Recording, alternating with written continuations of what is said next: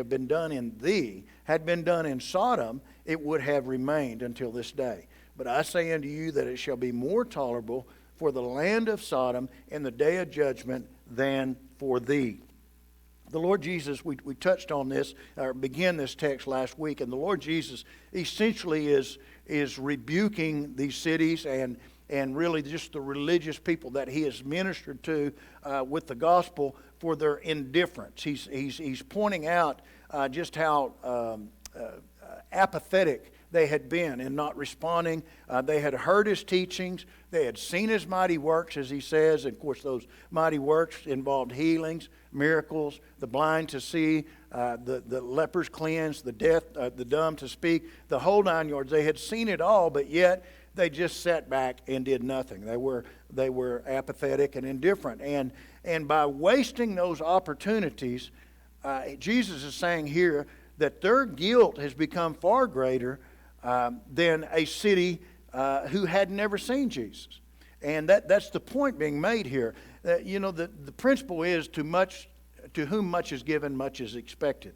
The greater the light that we've seen, the greater the punishment we have for not receiving that light is essentially the case. And so the cities that he spoke of there first, Chorazin and Bethsaida, they were small Jewish communities, both of which were located just north of Capernaum, just a few miles. And of course, we have to understand, as we've already learned, that though there were little communities just spread throughout, just every few miles through that region surrounding Galilee and Capernaum. And so Capernaum had been kind of the headquarters of Jesus, really for most of his ministry here on earth.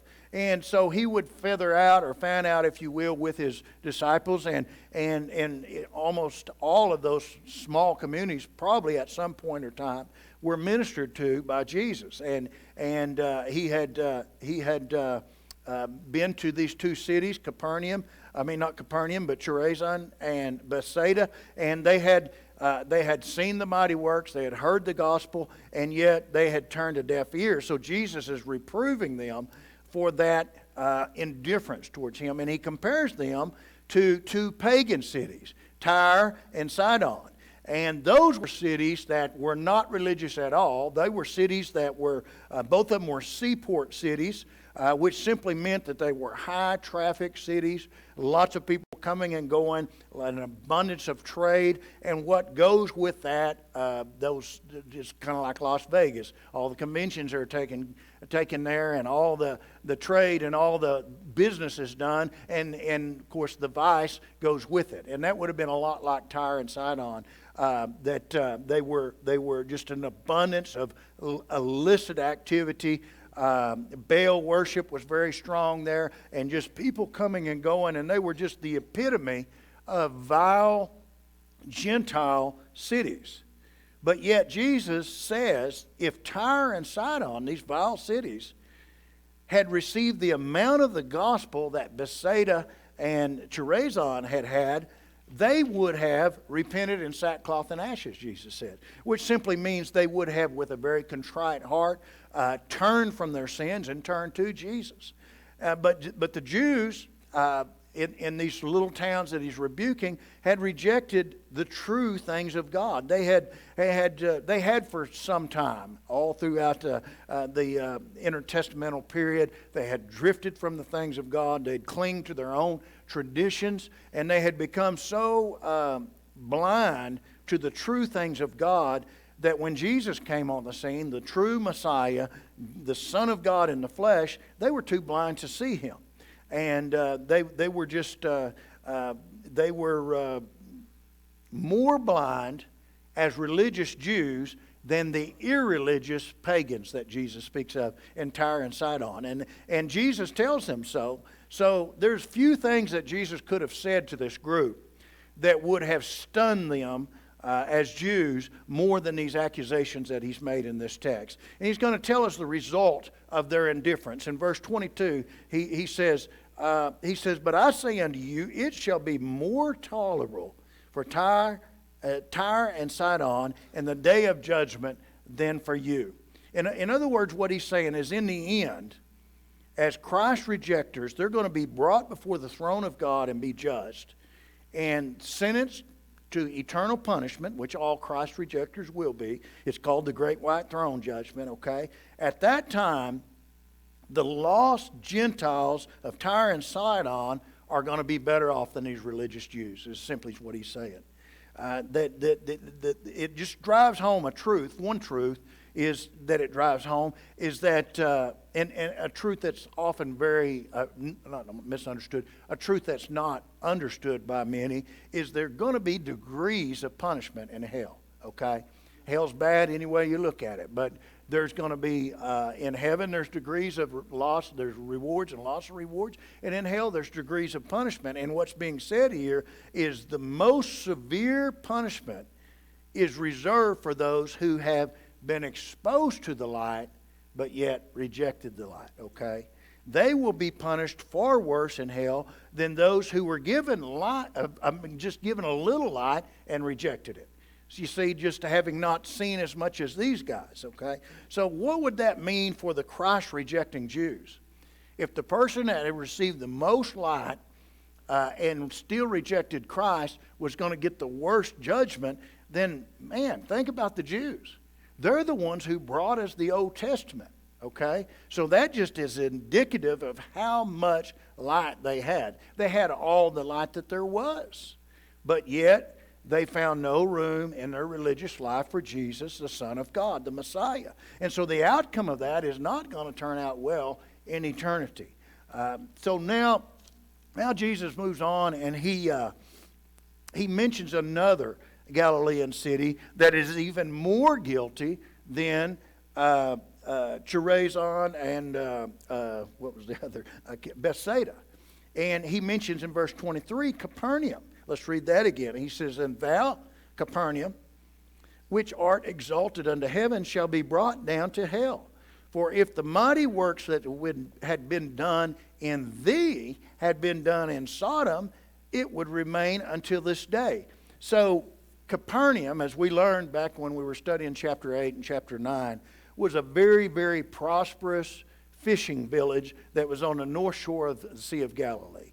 And as I just said a few moments ago, it was kind of serving as headquarters for Jesus. Jesus didn't have a home, but he stayed in Capernaum a lot. And he branched out from there with his ministry.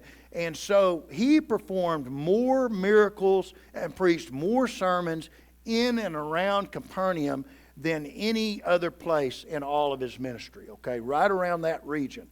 Just a few examples of which we've already studied in the past. He raised Jairus' daughter there in Capernaum. He healed the nobleman's son. He freed the demoniac. He healed Peter's mother-in-law in Capernaum. The woman that had the issue of blood for 12 years, he healed her there. He gave sight to the two blind men there. Healed the centurion servant. Healed the leper. Caused him to be cleansed. He healed the bedridden guy. You remember that his four friends lowered into the room by ropes. That was at Capernaum. And so all of these wonderful miracles, they're just so great and so voluminous that Jesus is saying, you have seen so much, Capernaum, that had Sodom seen what you've seen, they'd still be here today. Now, you and I know the story of Sodom and Gomorrah. Old Testament story in the book of Genesis that they were twin cities that were synonymous with moral depravity. They were characterized, as we know, by vile, illicit sexual sin. Most notable were the acts of homosexuality there. And of course, their ongoing debauchery, which was hideous, led to God's judgment. And we know that he chose to destroy both Sodom and Gomorrah. So by saying that if Sodom heard what Capernaum heard, they would still remain today, he's just simply saying that if they had had the mighty works that these people, these religious Jews in Capernaum had, they never would have been destroyed. They would have repented of their sins and turned back to God and never been destroyed. And so if they had received as much light as Capernaum, then they would still be a Sodom today. Okay, let's move on to verse 24. But he goes on and tells it like it is. He said, "But I say unto you, that it shall be more tolerable for the land of Sodom in the day of judgment than for thee." As far as we know through study, Capernaum was not a vile city.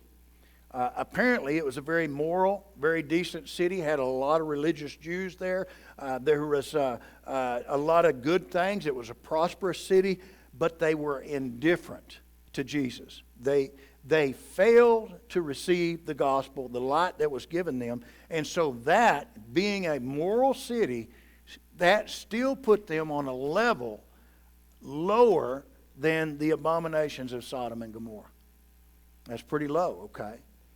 So it's hard to imagine, but this is telling you and I that the ultimate sin, and I'm finishing up here, the ultimate sin, what we would call the sin unto death, is turning down the gospel message.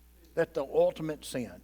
Is turning, you say, well, what about all the axe murderers and all of this? If they turned to Christ and repented, they could still be saved. But the rejection of the Lord Jesus Christ, the complete rejection, is an eternal thing. It lasts forever. It seems that it is what the Bible refers to as the unpardonable sin. Just simply saying no to the Lord Jesus Christ. So judgment against spiritual indifference will be applied more harshly than judgment against moral abomination. That's what this text is clearly telling us. Hell will be hotter, so to speak, if you will, for Christ rejectors who have had a lot of light than it will be for those who receive very little light.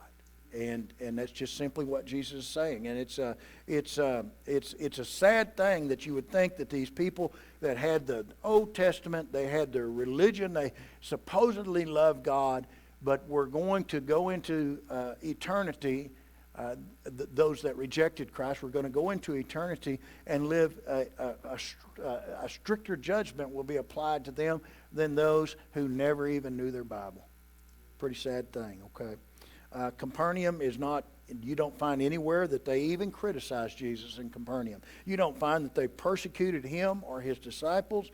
There seems to have been no opposition to Jesus' ministry there in Capernaum, but yet they had unchanged minds after seeing all the miracles and hearing all the preaching, and that's going to result in an eternity worse than the people of Sodom. Let me leave you with this. 18th century commentator Johann Bingall wrote this. He said, "Every hearer of the New Testament truth is either much happier or much more wretched than the men who lived before Christ's coming." Think about that for a moment. Every hearer of the New Testament truth is either much happier or much more wretched than the men who lived before Christ's coming. Depends on what you do with the truth, okay? If you hear the truth and reject it, you're in worse shape than anybody that was ever in the Old Testament. But if you hear the truth and embrace it and accept the Lord Jesus Christ, you're better off than anybody ever was in the Old Testament, okay?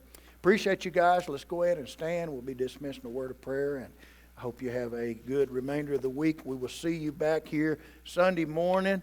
Invite somebody. They come here, Brother Strunk, in the morning. They're going to want to be back Sunday night. You know that, okay? So let's invite them and get the house of God full, and we'll go ahead and be dismissing a word of prayer. Leroy, would you dismiss us, please?